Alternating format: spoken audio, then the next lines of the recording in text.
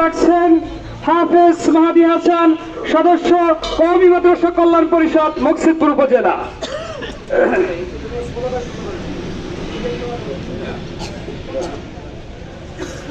আসসালামু আলাইকুম ওয়া রাহমাতুল্লাহি ওয়া বারাকাতুহু। সম্মানিত সাথী ও বন্ধুগণ, আপনারা ইতিমধ্যে জানেন যে আমরা আজকের এই সমাবেশের আয়োজন কোন জন্য করা হয়েছে। আপনারা জানেন একজন বাউল শিল্পী আবুল সরকার, এই ফাউল সরকার আল্লাহ তাআলাকে নিয়ে কটূক্তি করেছেন, ঠিক না?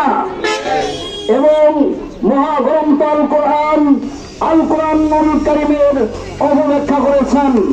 সম্মানিত সাথী বন্ধুগণ, আজকের এই সমাবেশ থেকে স্পষ্ট SMS দিতে চাই, এই আবুল সরকারকে গ্রেফতার করা হয়েছে, সরকারকে ধন্যবাদ জানাই। তবে আমাদের দাবি, এই আবুল সরকারকে অনিতবিলম্বে দ্রুত ফাঁসির রায় দিতে হবে, ঠিক কিনা? আর যদি ফাঁসির রায় না দেওয়া হয় তাহলে কিন্তু বাংলার এই তাওহীদি জনতা বসে থাকবে না, ঠিক কিনা? সারা বাংলাদেশে অবরোধ হবে, আন্দোলন হবে, মিছিল হবে, রাস্তাঘাট বরফ করে দেওয়া হবে। যারা আল্লাহ রসুলকে নিয়ে কটূক্তি করবে তাদের ফাঁসি দিতেই হবে, এটাই আমাদের দাবি, ঠিক না?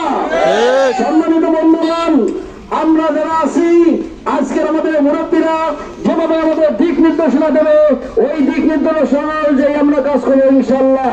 আমরা আমাদের মুরব্বীদের কাছ থেকে চাচ্ছি যে আপনার কঠিন কর্মসূচি দেবেন ইনশাল্লাহ।